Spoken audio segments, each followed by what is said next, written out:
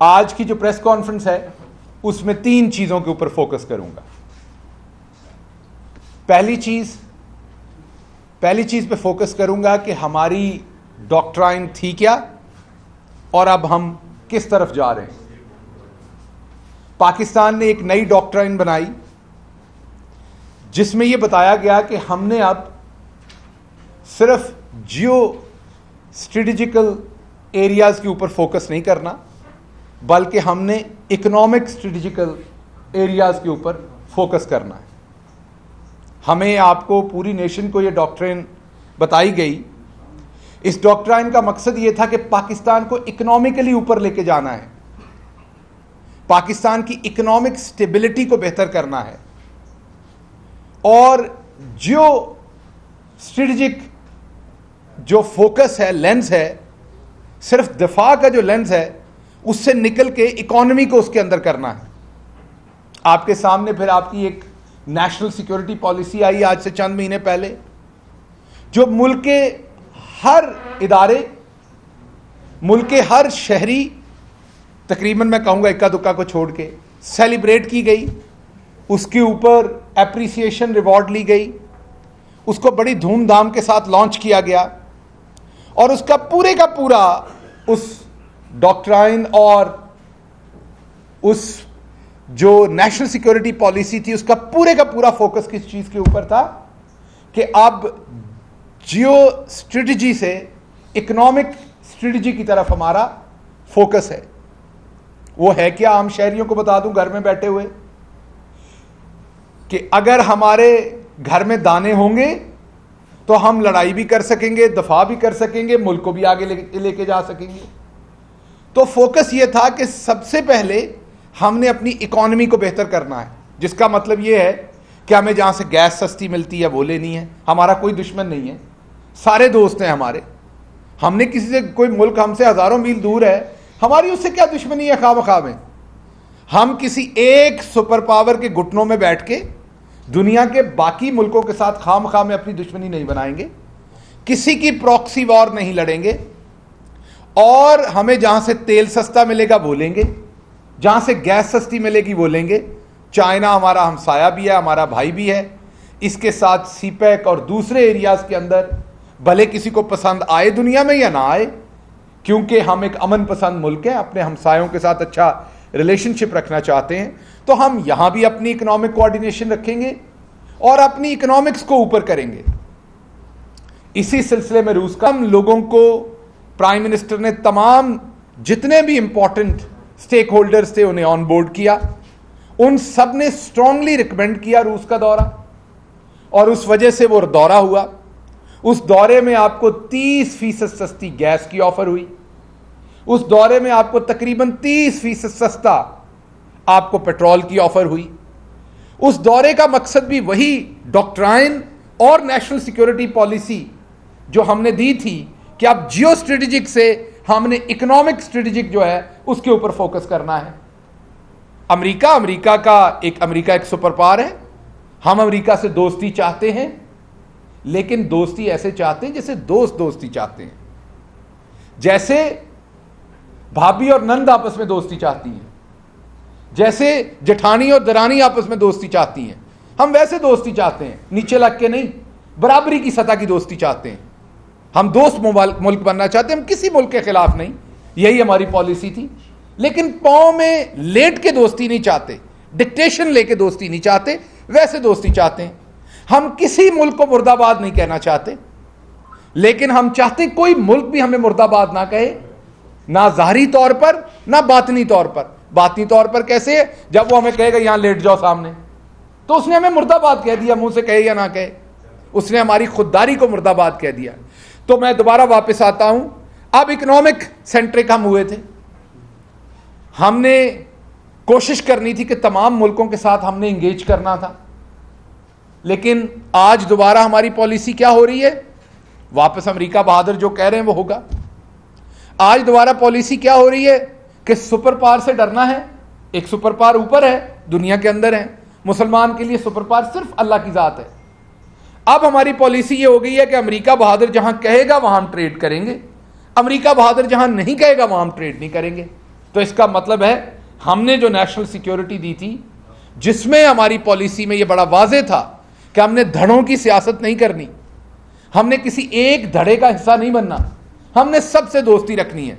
हम उससे डिपार्चर ले रहे हैं और अब हम एक धड़े की तरफ की पॉलिटिक्स कर रहे हैं। पहली बात यह है।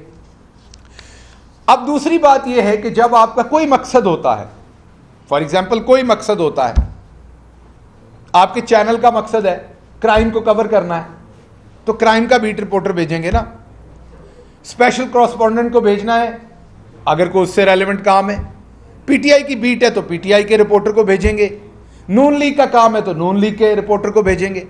इसी तरह से आपने इकोनॉमी ठीक करनी थी तो आप जाहिर बात है ऐसे लोगों को तो नहीं लेके आएंगे जिन्होंने पहले इकोनॉमी का बेड़ा गर्क किया था। आप ऐसे लोगों को लेके आएंगे जिन्होंने इकोनॉमी को बेहतर किया। अब मैं आपको कुछ अदाद शुमार बताता हूं, बड़े छोटे से, क्योंकि मेरा मेन फोकस वही है, जियो स्ट्रेटेजिक, जियो इकोनॉमिक। सो मेन कुछ बताता हूं। अब 3700 अरब पे आपको टैक्स कलेक्शन मिली थी, 3700 अरब पे तकरीबन।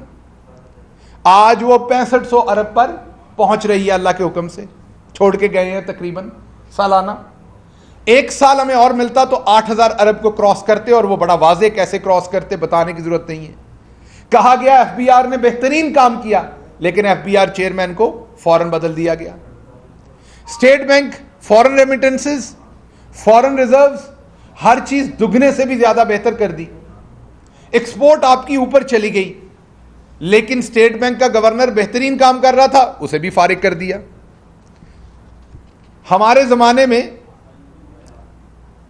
हज 4 लाख रुपए का हुआ था तो इमरान खान को यहूदी एजेंट करार दे दिया गया था। आज मैं लोगों को बताना चाहता हूं कि हज 10 लाख रुपए का करने का ऐलान कर दिया गया है। अब आप यहूदी एजेंट तो नहीं हो सकते, क्योंकि यहूदी एजेंट तो वो होता है जो 4 लाख का हज करे। अब आप इब्लीसी एजेंट हैं। अब कौन से एजेंट हैं जिन्होंने 10 लाख का हज कर दिया? अब मैं ये बताना चाहता हूं कि वो लोग जो दिन रात नून लीग का बयानिया टेलीविजन पर हर जगह पर हकलाते थे बताते हुए महंगाई हो गई, महंगाई हो गई। आज महंगाई क्या हुई है वो मैं बताता हूं, लेकिन उनसे एक सवाल है, आप चुप हैं, खामोशी है, सन्नाटा है, अमीर हो गए हो या बेशर्म हो गए हो? मैं दोबारा सवाल पूछता हूं आपसे।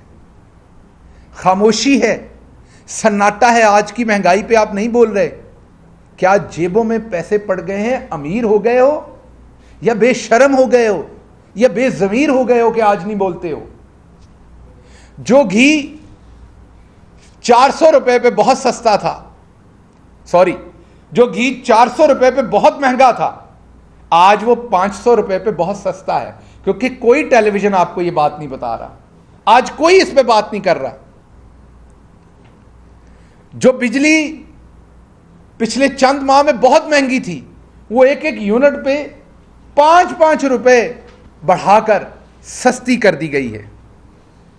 जो डॉलर 175 रुपए पर रुपया बहुत बुरी हालत में था, वो 187 रुपए पे रुपया बड़ा तगड़ा हो गया है, बहुत अच्छी हालत में है, कोई आपको नहीं बता रहा। तकरीबन 1 महीने में, ये याद रखिएगा, तकरीबन 1 महीने में 6 अरब डॉलर उजाड़ दिए गए हैं। मैं दोबारा रिपीट कर रहा हूं, आपके टोटल ज़खायर जो है ना, वो 20 अरब डॉलर के करीब छोड़ के गए थे। 1 महीने के अंदर 6 अरब डॉलर उड़ा दिए गए हैं, क्योंकि किसी ने कहा था बेकारी जो हैं वो अपनी पसंद के फैसले नहीं कर सकते, तो आपको वापस बेकारी बनाया जा रहा है। यही पर्पस था इस इंपोर्टेड रिजीम को लाने का। उसके बाद आपके सामने कुछ और चीजें रखता हूं। अब आगे पर्पस क्या है ये स्टेट बैंक के गवर्नर को हटाने का? आपको आयशा गौस पाशा साहबा बड़ी इंपॉर्टेंट रुकन है नून लीग की, उनके शौहर हफीज पाशा साहब की किताब, उसमें उन्होंने एक डिजीज का जिक्र किया है। वैसे तो बड़ी सारी बीमारियां नून लीग वालों को, लेकिन ये जो एक बीमारी का उन्होंने जिक्र किया खुद से, उन्होंने कहा इन्हें बीमारी यह है कि ये पूरी मईशत की तबाही करके सिर्फ एक्सचेंज रेट को अवाम के सामने ठीक करते हैं, ताकि क्योंकि वो अच्छा बिकता है। अब ये दोबारा एक्सचेंज रेट में पहले इन्होंने 24 अरब डॉलर के करीब झोंके थे। ये मैं नहीं कह रहा, ये वो कह रहे हैं अपनी किताब में 24 अरब डॉलर। और ये नून लीग के हैं, इनकी बेगम जो है वो नून लीग की अहम फाइनेंशियल टीम का हिस्सा है। और पाशा साहब एक रिनाउंड नाम है पाकिस्तान में, ऐसा नहीं कि वो कोई आम आदमी है। 24 अरब डॉलर इन्होंने झोंका मार्केट में आर्टिफिशियल तरीके से डॉलर नीचे रखने के लिए। अब ये दोबारा वही करने जा रहे हैं। उसका पर्पस क्या होगा करके, ताकि दोबारा एक्सचेंज रेट को नीचे लाया जाए, एक्सपोर्ट की तबाही कर दी जाए, फॉरेन रिजर्व्स की तबाही कर दी जाए, इन्वेस्टमेंट्स की तबाही कर दी जाए, गुर्बत में इजाफा होगा, महंगाई में इजाफा होगा, बेरोजगारी में इजाफा होगा। सो टेम्परेरी एक आपकी आई वॉश करके आपको एक दोबारा नई मुसीबत में धकेला जा रहा है। दूसरी बात की तरफ आता हूं। आपको पता है कि किसान जिम्मेदार हमारा बहुत ही अहम एक मकाम रखता है हमारी मईशत में भी, हमारी इक्तसादियात, हमारी सोसाइटी में। पाकिस्तान में 6 रिकॉर्ड फसलें हुई हमारे ज़माने में। अब वो सबसे पहले तो अल्लाह की रहमत उसमें शामिल है, किसान की मेहनत उसमें शामिल है, उसके साथ साथ हुकूमत के किए हुए इकदामात हैं। इकदामात क्या थे?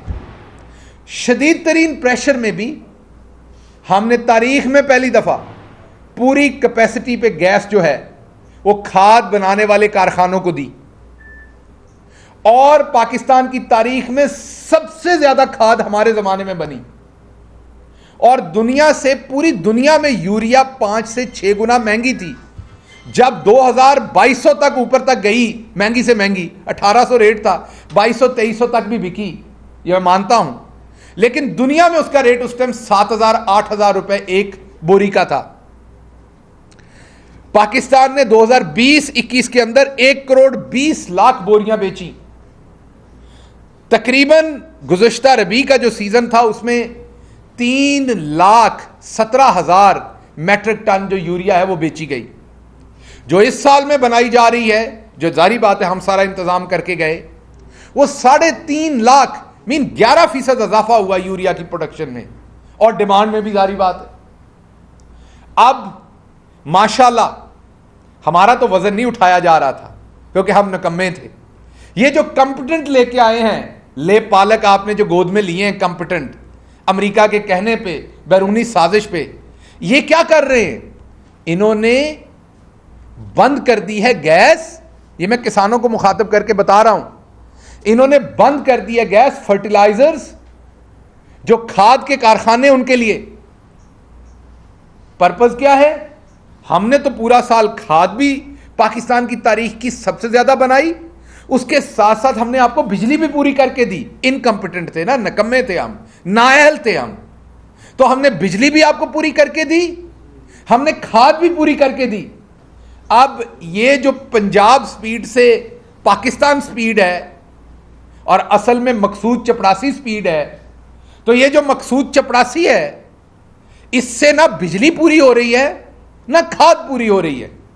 अब मकसूद चपड़ासी ये कह रहे हैं कि अगर आपको बिजली चाहिए तो किसानों को खाद नहीं मिलेगी, तो खाद के कारखानों को गैस की सप्लाई बंद कर दी गई है।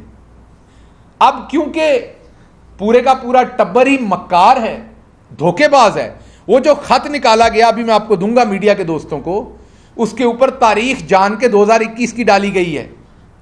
अंदर कंटेंट के अंदर 2022 की दुरुस्त तारीख है, ऊपर 2021 की डाली गई है। पकड़ लो तो कहेंगे टाइपो है, और चुप करके निकल गया तो कहेंगे ये 2021 का खत है। हम मारेंगे आपको सियासी लितर, ऐसे नहीं जाने देंगे आपको। ऐसे आप नहीं जाएंगे कि आपको पकड़ेंगे नहीं हम। ये जो आपकी ये जो सियासी मेंढक यहां बैठ के टर करते हैं, हमारी बहन मरियम औरंगजेब की तरह के, जिसको अभी तक ये नहीं पता सारा पाकिस्तान खा गई हैं, ये नहीं पता X5 और X6 क्या होती है। उनको सिर्फ ये पता है कि जैसे वो अपने शौहर के साथ बदतमीजी करती हैं और उनका शौहर उनके नीचे लगा रहता है बदतमीजी की वजह से, उन्हें लगता है कि वो मुल्क की सबसे बड़ी पार्टी के चेयरमैन के बारे में उसी तरह की, मैं माजरत चाहता हूं, वह खातून है लेकिन वो खवातीन वाला काम कोई नहीं करती, और हमारी कोई खातून ऐसी है नहीं कि उन्हें जवाब दे सकें। तो मैं बड़ी माजरत, हाथ जोड़ के माजरत के बाद कि उन्हें जवाब देना पड़ रहा है कि जो वो बकवास करती हैं यहां पर, मैं दोबारा कह रहा हूं, माजरत एक खातून को ये कह रहा हूं, लेकिन मेरे पास और कोई चारा नहीं, क्योंकि हमारी खवातीन इस तरह की है नहीं। जो वो बकवास करती हैं रोज बैठ के, उनको कोई बताए कि बकवास ना करें। अब आप हादसाती तौर पर वजीर इत्तलात बन गई हैं, अब अपना नहीं तो अपने ओहदे का ख्याल करें। आप कह रही हैं कि इमरान खान गद्दियां ले गए हैं। इमरान खान गद्दियां नहीं लेके गए, लेकिन मेरे पास तस्वीर हैं। हमने इसलिए जारी नहीं की थी कि मजहबी मामला आ जाना था। यह अब्बास शब्बीर साहब को पता है, जो सेंटर स्क्वायर है प्राइम मिनिस्टर हाउस में, वहां से जो कलमे की कैलीग्राफी थी, आप लोग वो भी उतार के लेके गए थे। वो एक दोस्त मुल्क ने दी थी। तस्वीर इसलिए इशू नहीं की थी कि बेइज्जती होगी दोस्त मुल्क के सामने कि किस तरह के डाकू आते हैं वजीर आजम हाउस में। इमरान खान तो एक डायरी के साथ आया था और एक डायरी के साथ गया। आपने गाड़ी का इल्जाम लगाया तो बाजी बकवास साहिबा, वो गाड़ी आज भी सरकार की मलकियत है, इमरान खान नहीं लेके गया। जैसे रिटायर्ड जजेस को, जैसे और बहुत सारे इंपॉर्टेंट इवन पुराने प्राइम मिनिस्टर्स को, जैसे एक बुलेट प्रूफ गाड़ी मिलती है, क्योंकि आम आप मार्केट से बुलेट प्रूफ नहीं खरीद सकते, उसकी इजाजत दरकार होती है, क्योंकि वो बुलेट प्रूफ आम शहरी के लिए बता रहा हूं, हर शख्स जाके गाड़ी नहीं खरीद सकता बुलेट प्रूफ, क्योंकि इस तरह दहशतगर्द भी खरीद लेंगे तो अगर वो कहीं हमला करते हैं तो रियासती एजेंसीज अगर उन पर वापस फायर करेंगे तो बुलेट प्रूफ में बैठे होंगे। इसलिए बुलेट प्रूफ गाड़ी जो है वो हर शख्स को देने की इजाजत नहीं दी जाती, इसीलिए आप जाके शोरूम से बुलेट प्रूफ नहीं खरीद सकते, उसका एक प्रोसेस है। इसलिए जो साबका वज़राए आज़म है उनको बुलेट प्रूफ गाड़ी दी गई है, तो उसी तरीके से इमरान खान साहब को वो बुलेट प्रूफ गाड़ी दी गई जो उनकी मलकियत नहीं है, लेकिन वो गाड़ी सरकार की मलकियत है। उसका तमाम जो पेट्रोल है, उसकी तमाम चीजें जो है इमरान खान साहब जेब से पूरी कर रहे हैं। हालांकि अभी हम उसे इस्तेमाल इतना नहीं कर रहे, लेकिन अगर वो होगी भी तो तमाम उसका खर्चा आप लोगों की तरह नहीं है कि आप तो अपने बुजुर्गों की जो देगे हैं वो भी सरकार के खर्चे के ऊपर देते हैं, नजरो न्याज की। तो बाजी बकवास साहबा, टर्टर करने से और बकवास करने से आपके गुनाह धुल नहीं जाने। मैं अपनी बाजी बकवास को यह कहता हूं कि आप अब वजीर ममलकत, अब वजीर इत्तलात हैं, तो कम से कम अपने नीचे इदारे का एहतराम करें। अगली बात मैं करता हूं, खाद का मैंने बता दिया। अब खाद में दिहाड़ी क्या लगेगी? खाद तो लोकली प्रोड्यूस नहीं होगी। जब आपने कारखाने बंद कर दिए, उनको गैस बंद कर दी, तो खाद होगी इंपोर्ट। जब इंपोर्ट होगी तो दो काम होंगे। मैंने आपको बताया बाहर इसकी कीमत 8,000 रुपया बोरी है, तो इंपोर्ट उसी कीमत पे होनी है। अब या तो इंपोर्ट करके 8,000 रुपया बोरी पे ये किसान को दी जाएगी, तो किसान मार दिया जाएगा। दूसरी तरफ तरीका यह होगा कि महंगी इंपोर्ट की जाएगी और किसान को सब्सिडी पे दी जाएगी। उस सूरत में मुल्की खजाने पूरे पे बोझ आएगा। किसान को एक तरफ रिलीफ देंगे, लेकिन दूसरी तरफ किसान इस मुल्क का शहरी भी है, वहां से डबो दिया जाएगा। तीसरा इसमें एक और फायदा है, क्योंकि दिहाड़ीदार है ना, इनको तो पता है थोड़े दिनों की दिहाड़ी पे आए हुए हैं। तीसरी तरीका वारदात यह कि जो अब 8,000 वाली बोरी है, वो अब सलमान शहबाज साहब को इसका कॉन्ट्रैक्ट मिलेगा। खुद डायरेक्ट नहीं लेंगे, पार्टी आगे खड़ी करेंगे कोई, वो लेगा कॉन्ट्रैक्ट। बोरी आएगी 10,000 में, मिलेगी बाहर से 8,000 में, 2,000 अपनी जेब में, सब्सिडी दी जाएगी। ऐसे नहीं बनते सरे महल, ऐसे नहीं बनते मेफेयर में अपार्टमेंट।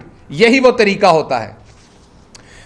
तीसरी बात मैं ये करना चाहता हूं जो बहुत इंपॉर्टेंट है आप सबके लिए, कि इस एक महीने में मैंने आपको बता दिया कि नेपरा ने 41 अरब रुपए की बिजली महंगी की है। कितने की? 41 अरब रुपया आपसे अजाफी लिया जा रहा है बिजली महंगा करके। ये जो 41 अरब है ना, ये आपकी जेबों से ये लिया जा रहा है। ये अब हमारे जियो टीवी वाले बताएंगे कि इससे बड़ी सर्विस नहीं हो रही कौम की कोई। कल उन्होंने एक खबर चलाई कि हमजा शहबाज सुर्ख बत्ती पर रुक गए। शुक्र है अगले दिन ये नहीं बताएंगे कि हमजा शहबाज ने अपने बूट के तस्मे खुद ही बांधे और बेहतरीन बांधे। तो अपनी रिपोर्टिंग को थोड़ा बेहतर कीजिए। आप खुद तो बेहतर नहीं हो सकते, लेकिन कम से कम अपनी रिपोर्टिंग को बेहतर कीजिए। तो मैं दोबारा वापस अवाम के सामने ये रखना चाहता हूं कि अवाम जवाब मांगती है कि ये जो जियो इकोनॉमिक आपका फोकस हुआ था पाकिस्तान का, वो वापस जियो स्ट्रेटेजिक क्यों हो रहा है? वापस हम एक धड़े की सियासत क्यों कर रहे हैं? हम वापस गुलामी में क्यों जाने की कोशिश कर रहे हैं? हम वापस डू मोर सुनने की क्यों कोशिश कर रहे हैं? हम वापस किसी की कठपुतली बनने की कोशिश क्यों कर रहे हैं? हमने 80,000 लोग शहीद करवाए अपने, हमने $100 बिलियन अपने बर्बाद किए, लेकिन हम क्यों किसी के कहने पे बैरूनी जंग में जाना चाहते हैं? इसका जवाब है। और जब आप ये काम नहीं कर सकेंगे, आप जियो स्ट्रेटेजिक पे जाएंगे, दोबारा किसी की गुलामी में जाएंगे, तो आपकी इकोनॉमी भी उनके हाथ में होगी। आप दूसरी जगहों से मिलने वाली सस्ती गैस, सस्ता तेल, अपने जो इंडिपेंडेंट रिलेशनशिप्स हैं उन्हें छोड़ेंगे, तो फिर आप परमानेंट गुलाम होंगे। तो क्या इसलिए इस इंपोर्टेड रिजीम को लाया गया है? तो मैं आपको यह कहना चाहता हूं कि पाकिस्तान इसको बर्दाश्त नहीं कर सकता। पाकिस्तान इस चीज को अगले 4 से 6 हफ्ते भी बर्दाश्त नहीं कर सकता। 1 महीने में इन्होंने $6 अरब उड़ा दिए हैं। 1 महीने में $6 अरब जिस मुल्क के 1 महीने में उड़ जाए, टोटल उसके पास $20 अरब थे। यह मुल्क कितनी देर इस तरह के जो इकोनॉमिक हिटमैन लाए गए हैं बाहर से, इनको कितनी देर बर्दाश्त करेगी? इसलिए फौरी इलेक्शन करवाएं, अवाम फैसला करें। उन्होंने अब जियो स्ट्रेटेजिक डॉक्ट्राइन पे जाना है या उन्होंने जियो इकोनॉमिक डॉक्ट्राइन पे जाना है? कोई इस मुल्क का वारिस नहीं है सवाए इसकी अवाम के। कोई इस मुल्क का सगा नहीं है सवाए इस अवाम के। लोग अपने अपने काम करते हैं, उसके बाद चले जाते हैं। असल इस अवाम ने बर्दाश्त करना है और सब कुछ पे करना है। सो अवाम को फैसला करने दीजिए। हम इलेक्शन की तरफ इंशाल्लाह जा रहे हैं, एड़ी चोटी का जोर लगाएंगे, इन तमाम चोरों के खिलाफ हर हरबा इस्तेमाल करेंगे और इंशाल्लाह बहुत जल्द कौम को खुशखबरी देंगे कि हम इलेक्शन करवाएंगे। इलेक्शन में कौम फैसला करे कि उन्होंने खुददारी की तरफ जाना है, उन्होंने गुलामी की तरफ जाना है, उन्हें दोबारा वही जियो डॉक्ट्राइन चाहिए या उन्हें दोबारा अब इकोनॉमिक डॉक्ट्राइन चाहिए। अवाम को फैसला करने दें। अवाम फैसला, कोई किसी का वजन ना उठाए। इस मुल्क का वजन इस मुल्क का किसान उठाता है, इस मुल्क का मजदूर उठाता है, इस मुल्क का अवाम उठाता है। इमरान खान का वजन भी इस मुल्क की अवाम को ही उठाने दें। कोई इस मुल्क का वजन ना उठाए, मेहरबानी करें। इलेक्शन कराएं, वजन जिसके कंधों का है उसके कंधों पे जाने दें।